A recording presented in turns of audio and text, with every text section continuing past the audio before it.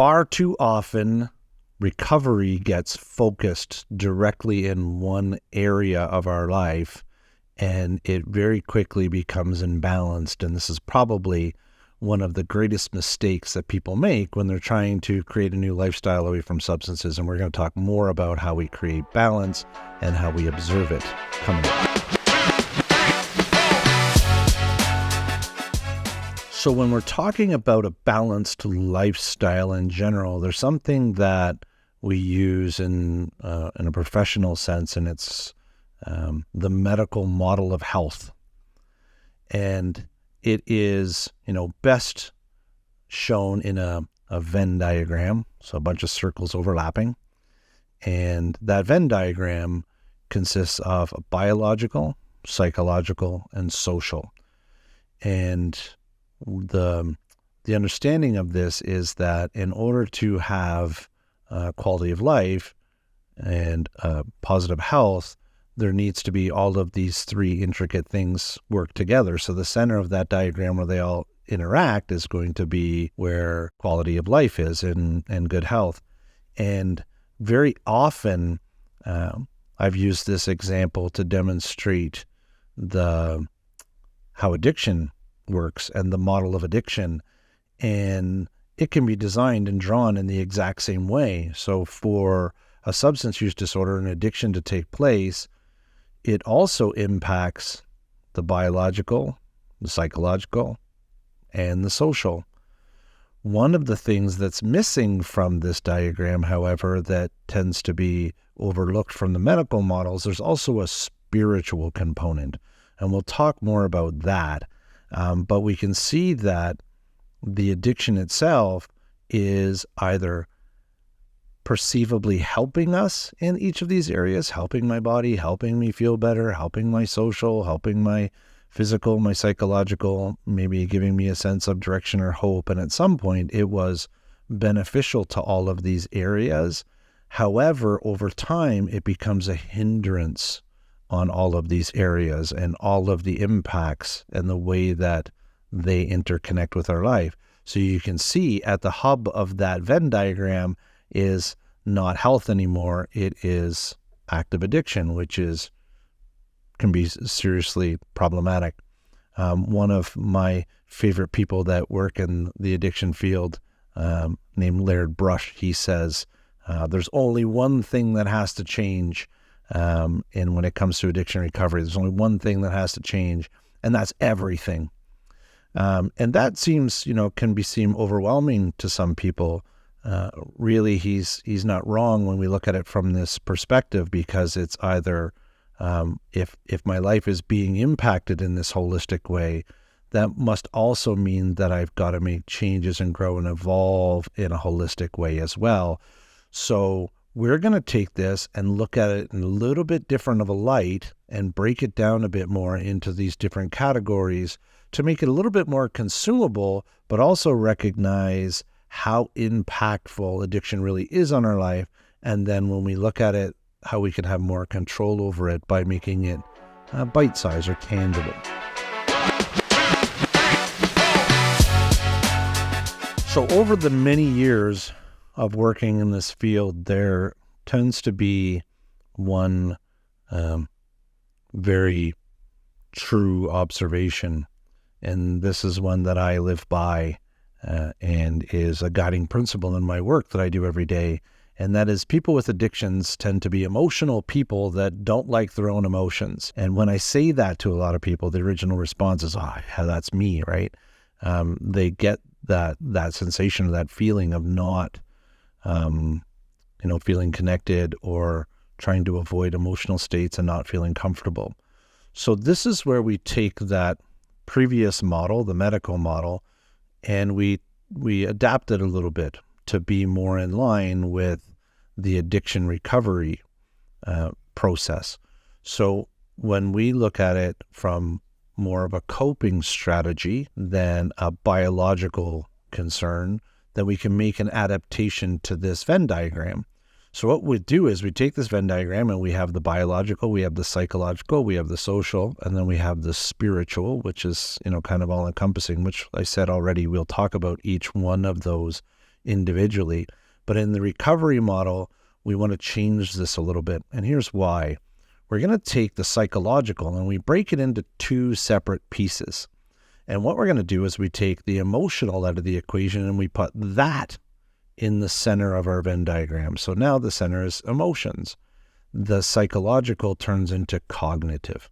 So cognitive being my thoughts, the way that I interact with my own thinking. This can include my beliefs and values. It can include my ego, my persona, my sense of self, who I am, that sort of thing. And then we have the emotions, which I think we all know what those are. And there's a grand purpose to all of this. So based on the medical model, we know that our addiction will start in the area that I'm getting relief or maybe getting a benefit in the biopsychosocial, and then it will turn into being the hindrance. So in this scenario, we recognize that the way out of addiction is usually going to be an emotional. One of my other mentors, somebody that I admire, Dr. Martin Judson, he says we think our way into addiction and we feel our way into recovery. And so the process of trying to feel our way into recovery requires a different mindset. I think as Einstein says, we can't, solve a problem with the same mind we use to create it. So we have to change this concept a little bit and we're going to feel our way out. So we put emotions into the center of this Venn diagram, which going forward I'm going to call a wheel. And just for the optical idea of thinking that life requires forward motion, when we look at this big wheel that we've created, then if you were to look at your life and say, any time that I notice my biology is lacking or suffering and there's something going on and I've got some illness or pain or something happening, I recognize my quality of life decreases. The same with any one of these. If my thinking decreases, if my social constructs decrease, if my spirituality or sense of greater being or purpose decreases, then that wheel becomes hindered. So if we look at, say, just for example, let's just say the biological side, if I was having physical issues. So recently I've had a pinched nerve in my back, and that pinched nerve has caused some pain and discomfort, but it also lowers my emotional state. And everybody's experiences, something as little as a toothache or a hangnail, it starts to create a decreased emotional state. So we look at this wheel as seeing how they overlap and they actually influence one another. So when the biological areas are in pain or discomfort or maybe lack of sleep or diet or exercise, then you can see that there's an impact on the emotional state.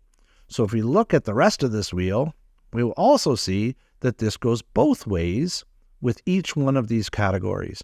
And both ways, I mean, it's symbiotic. So if I feel good emotionally, the likelihood of me taking care of my body or going to the gym or eating healthier or doing things that are meaningful to me for my body, the more likely is that will happen. So the emotion and the biology go back and forth. They're symbiotic. So when we look at this wheel, if we're to use it as a wheel, and I'm using biology right now as an understanding just for this one area, if it was low and then I decided that I wanted to push this wheel forward and one side was flat, I could still push it forward. I'd require that everything else be in better shape and require that I have more hope and purpose and direction through my spiritual nature. So that would help me to move the wheel forward. However, if one of those areas is deficient, it requires a lot more energy. It's a lot more difficult. So we've all noticed this, and I use my back as an example. I'm okay day to day. However, over a long period of time of having this discomfort, it starts to get tiring and draining, and it becomes a lot more difficult to be able to push that wheel. So we're going to look at this and we're going to break down some of the biopsychosocial and the emotional piece that sits in the middle and how it influences. And we'll talk a little bit more of each one of these categories and how is it that we balance that wheel and at least have some self-awareness that we know what we need to do to make this wheel be more fluid and move forward.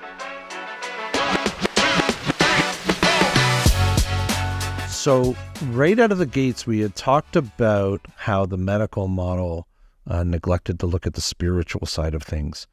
And even the indigenous medicine wheel, I'm not sure where the actual, like where that comes from specifically, so I can't cite it, but the indigenous medicine wheel is an all-encompassing idea and includes the idea of spirituality. And I think that in modern times, we don't look at that as part of the medical model.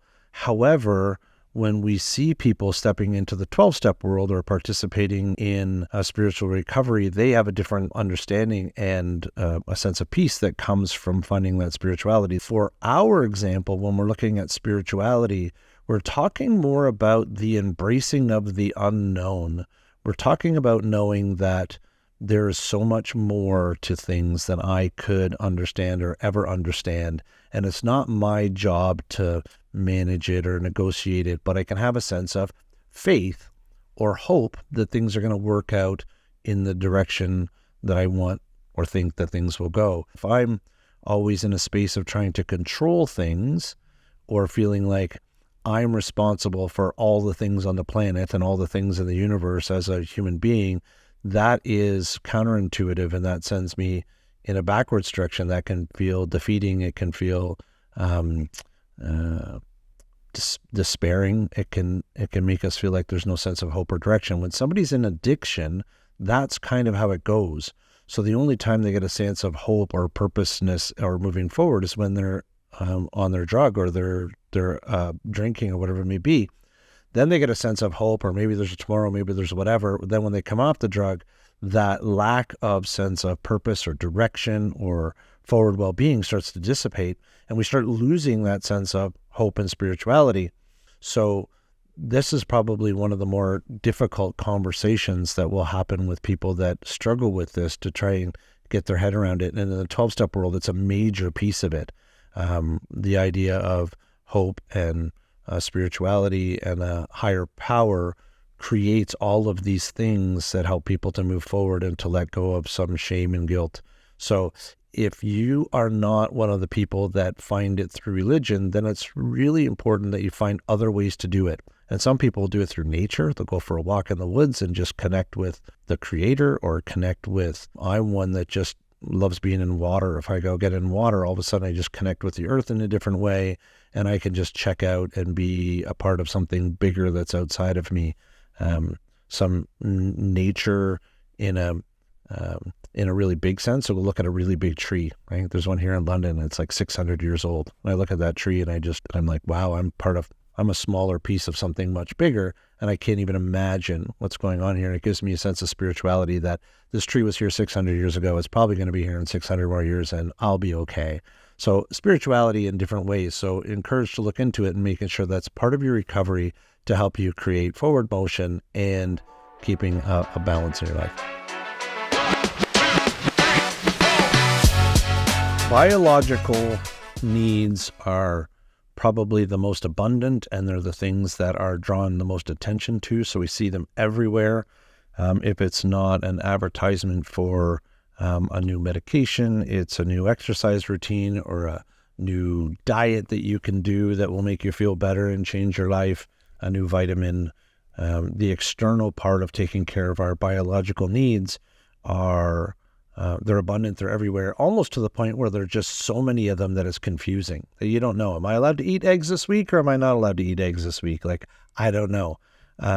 So there's certainly a lot of information to sift through. But in the addiction world, there's a lot of symptom management that happens. So when we go in to see a physician or we see a psychiatrist, a lot of the medications and the things that they give us are meant to help us feel better. So remember, we're trying to get this feel better, this emotional piece.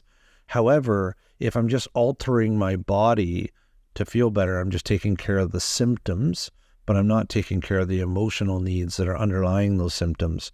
So if I have a broken leg and I take some Tylenol, it will take care of the symptoms and not make it hurt as much anymore.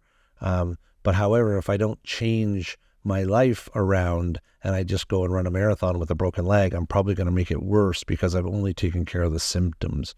I haven't taken care of the underlying issue, which is the healing of the body and taking care of myself. So it's really important that we're not just doing symptom management. And in an addiction world, That tends to be very common. So we want to do symptom management and take care of how I feel, but it's using some sort of external thing again to do that.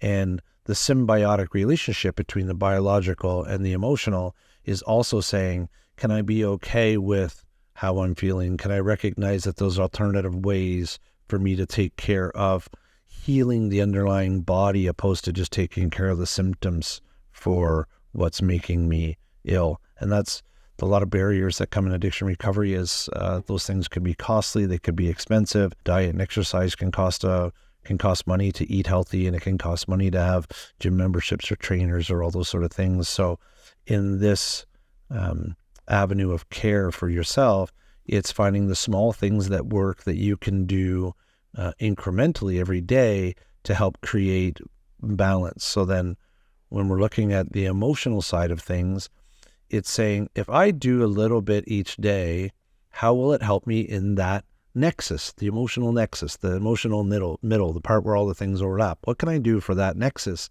And when you say, if I just ate one more healthy thing, if I just went for a small walk, if I just did that one tiny thing that was investing in my body and my well-being, my general health, then, like my friend Laird says, change all things, change everything.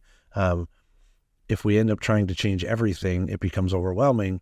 But in this case, it's like saying, can I change one thing today? Can I do one little bit that will help my body? Maybe I can just get a little bit more sleep. Can I drink one less cup of coffee? What are the things I can do for my body that will help me feel better? And then as I begin to feel better, I want to invest more into my body, right?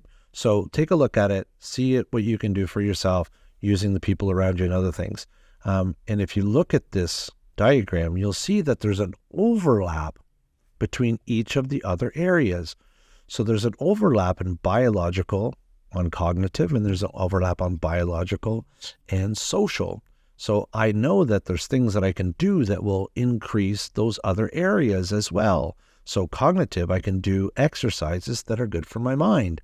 Sometimes jogging is peaceful. Sometimes going for a walk in nature can be spiritual. I can go for a walk in nature with a friend, and now it's social, biological, and spiritual. And I can make all of those things interact with one another so I can be more efficient in the process of doing that. So there's an overlap of all of these things. However, making sure that we're creating some sort of focus in each one of these areas on a regular basis. But biologically, there's lots of information, tons of stuff on the internet, ways to do exercise from home, alternatives to healthy eating that you can find that are fairly inexpensive. And I encourage you to just do a little bit for your body every day. The cognitive is probably the most difficult one because as time goes by and as we live our lives, our thinking starts to adapt and change to match my environment and the things that have happened around me. And trying to change that cognition to a new way of thinking can be quite difficult because it's very automatic. So when I, lift up my glasses and look at them, my brain automatically says glasses, like it recognizes it and it labels it. That's because I've done so long doing it. So now if I wanted to relabel my thinking about anything, it would take my ability to first be aware that I'm saying glasses in my head, and then I would have to reassociate it and change it to something else. So changing our cognition requires awareness first. I need to be able to see it and recognize it so that I can change it in hindsight. I can't just change my cognition on the fly because what I've thought has already been thought. It's already come out. It's already there. Something pops in my head and it's there. It's too late. Nothing I can do about it. So it's all done in hindsight. But in order to do it in hindsight, that also requires a sense of reflection. It requires maybe having conversations with people, counseling, journaling. 12 steps are great for that. When you walk in, people go into a 12-step meeting, you'll hear very quickly that people will start talking about their day, how they reflected, what they were thinking, what was going on, and how they adapted to that situation. And in essence, they're challenging their cognition. They're thinking about what I thought, what I said, when I did it. And then the next time they come into a similar situation, the likelihood is they'll think differently because they spent some time talking to a group of other people about how they wanted to see it differently, how they wanted to talk about it differently. If I wanted to call these goggles instead of glasses, then I go into a room and I say, guys, I saw my glasses earlier today and I said glasses instead of goggles, but I know that I would prefer to say goggles next time, then the next day when I saw my glasses, the likelihood of me calling them goggles goes way up through the roof. So it's a little bit more difficult in the cognitive space. On top of that, when we're looking at how we think and the cognition, that all comes from an underlying understanding of my values and my beliefs and my ego and who I think I am, and all of that stuff is underlying, like I said earlier. So those things are kind of difficult to challenge because they're kind of who I am. So challenging my identity can be a slow road. So it's encouraged that you work with professionals or you talk to somebody. The 12-step process also helps with that. Part of the journaling and the conversations and talking about doing the steps can help us look at things differently and change some of our cognition. And then journaling, the way I talk to myself and the words I use and how I talk, I can write down how I want to talk to myself in a journal, and that will eventually become my dialogue and how I converse with myself. If I wrote down on a piece of paper every day, I think I want to be a jerk, it probably wouldn't take long until I was a jerk or cutting people off in traffic. However, if I wrote down on a piece of paper, I want to be kind, I want to be compassionate, I want to recognize this, I want to think differently about this, it'd only be a matter of time before I started catching myself through my brain's ability to see patterns to say, hey, you know what? I don't want to think that way. I don't want to think about myself that way or talk that way anymore. So journaling can be a powerful tool as well. And then finding, like I said before, some guidance for somebody to help you walk through that. And then every single day, because we know that I say glasses every day, I know that there's probably thousands of thoughts I have every day. So it's this balance of saying, every day, can I do a little bit to challenge my thinking? Can I do a little bit to challenge a false belief about myself or the world? Can I do a little tiny bit to change it? And then this helps us create balance, forward momentum. And every single time that I challenge one of my false beliefs or challenge something about the old me that got me to where I was, I feel good. I feel confident. I feel secure. And it gives us a sense of that emotional piece. And the emotions now in the center say, I'm changing my cognition to feel better, and vice versa. I feel better, and then when I get up in the morning and I feel good, my thoughts don't go to what's wrong. My thoughts go to, what am I doing today? How am I going to make the world a better place? How am I going to engage? So that symbiotic relationship between the two goes both ways. So invest in your cognition will invest in you.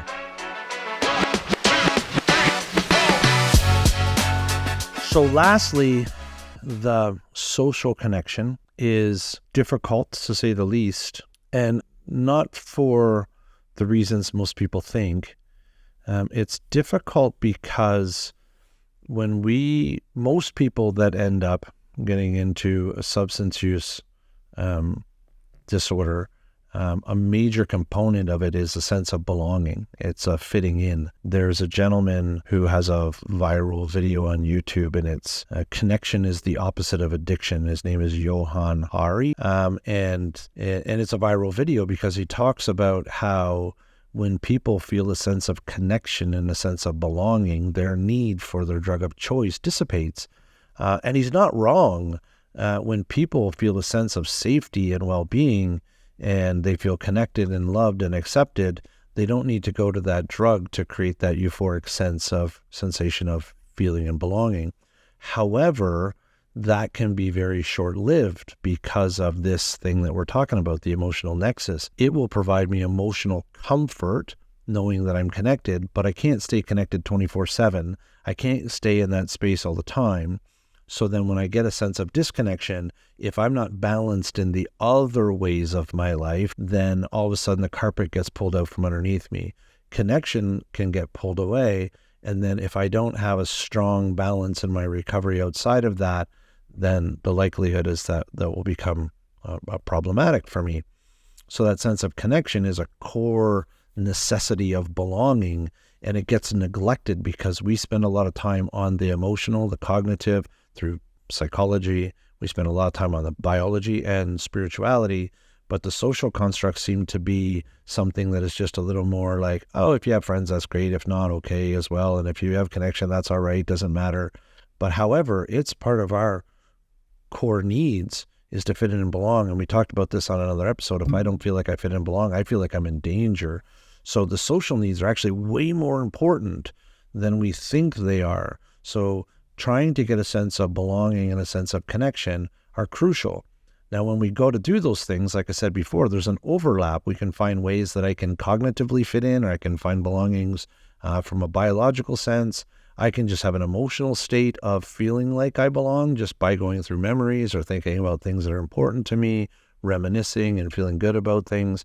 However, building a social network is more difficult because the social network needs to be built.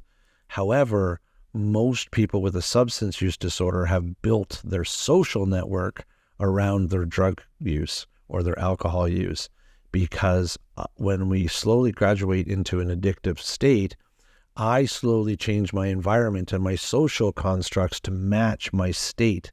So if I'm going out and drinking every day, I'm slowly going to invite friends into my life and social networks and people around me that also drink, because I want to belong. I want to fit in. I want to feel like I'm part of something. So I end up changing who I am in my social networks to fit in. People, when they start to get sober or they just quit their drug of choice, very quickly lose that because they can't hang out with those people, or it's triggering, or it's high risk, or they don't have anything in common anymore. So then now that social network deteriorates very quickly, and then the person is sitting there left with a sensation of saying, I used to use my drugs to fit in and belong and get a sensation of feeling of fitting in and belonging, and now I've taken away it and I have proof because no one's around me, no one's hanging out with me, so I don't fit in and belong. The emotional symbiotic relationship between social and emotional is, I don't fit in, I don't feel good, I'm going to isolate more, I'm going to separate myself, I feel worse about myself, my emotions get worse, my social constructs get worse, and it's a snowball rolling down a hill. So the emotional nexus is to say, I need to figure out how to slowly increase those things while recognizing that I'm okay and I can cope with these things. So the entire process, the emotional nexus of this whole wheel, is also recognizing that it's symbiotic through all things. It's slow, incremental change that's done with intention. It's recognizing that it's symbiotic. It goes both ways. And it's also the difference between real and perceived. We can recognize that sometimes I think that I'm not social or not connected, but the reality is that I have some, right? And this is part of the cognition. Same with biology. I can think that I'm not well, I've got a pinch back right now, but the rest of my body's great.